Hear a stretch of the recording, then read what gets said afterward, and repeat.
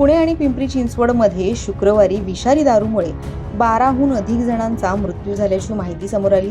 या प्रकरणानंतर आज पुण्यात युवक काँग्रेसच्या वतीनं आंदोलन करण्यात आलं। यावेळी युवक काँग्रेसचे कार्यकर्ते चांगलेच आक्रमक झाले होते।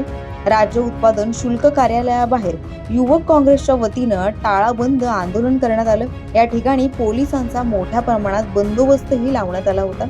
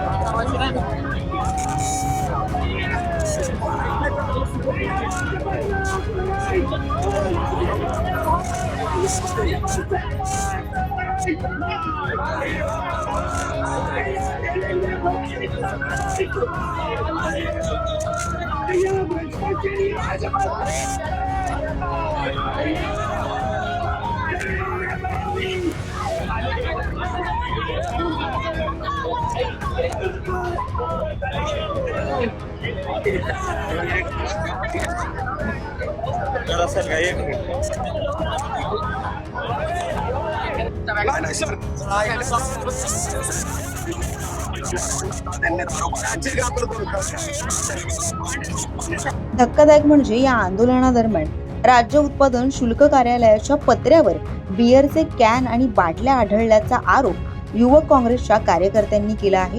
गृहमंत्र्यांनी राजीनामा द्यावा, ते प्रत्येक वेळी अपयशी ठरले आहेत असं म्हणत मुख्यमंत्री देवेंद्र फडणवीस यांच्या राजीनाम्याची मागणी देखील करण्यात आली। तर यावेळी सरकारच्या विरोधात जोरदार घोषणाबाजीही सुरू होती। की आकडा पण लपवला जातोय।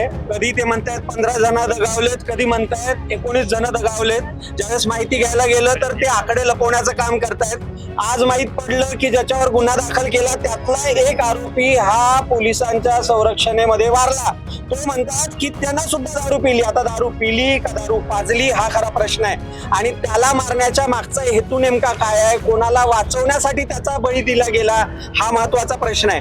10 वाजेपर्यंत शहर बंद करणारे पोलीस, अतिशय तात्परतेने सगळं बंद करणारे, मात्र 10 वाजल्यानंतर ते दारूचे अड्डे चालू ठेवतात, 10 वाजल्यानंतर ते भट्ट्या चालू ठेवतात। याचा आम्ही युवक काँग्रेसतर्फे निषेध करतो। आणि देवेंद्र फडणवीस सरकार, देवेंद्र फडणवीस साहेब गृहमंत्री आहेत, मुख्यमंत्री आहेत। मला असं वाटतं दुसरं जे खातं गृहमंत्री म्हणून त्यांनी स्वतःकडे ठेवलं त्याचं कारण असं आहे की विरोधी पक्षातल्या लोकांच्यावर निगराणी ठेवायला ठेवलंय का दारूचे अड्डे बंद करायला ठेवलंय हे त्यांनी आधी स्पष्ट करायला पाहिजेत आणि त्यांनी राजीनामा दिला पाहिजे। दारूचे अड्डे हे चालू आहेत। इथे आपण वर बघतोय इथे यांच्या पत्रावर दारू ठेवलेली आहे, यांच्या पत्रावर कॅन आहे दारूच्या। मग याची लाज वाटली पाहिजे की एक्साइज डिपार्टमेंट तिथे वर पत्रांवर दारू फेकलेली आहे। यांच्याकडे ह्यांना जर ह्यांच्या पत्रावरची दारूचा मेळ नसेल तर पुण्यातल्या इतर ठिकाणी काय चाललंय याचा कसं त्यांना अंदाज असणार आहे। दरम्यान विषारी दारू प्रकरणी आता पोलिसांनी कारवाई सुरू केली आहे। हडपसर पोलीस ठाण्याचे वरिष्ठ पोलीस निरीक्षकांसह 3घांना या प्रकरणात निलंबित करण्याचे आदेश पोलीस आयुक्त अमितेश कुमार यांनी दिले आहेत। विषारी दारू प्रकरणात हडपसर परिसरातील 4घांचा मृत्यू झाला। या घटनेनंतर सोशल मीडियावर नागरिकांनी तीव्र प्रतिक्रिया नोंदवल्या।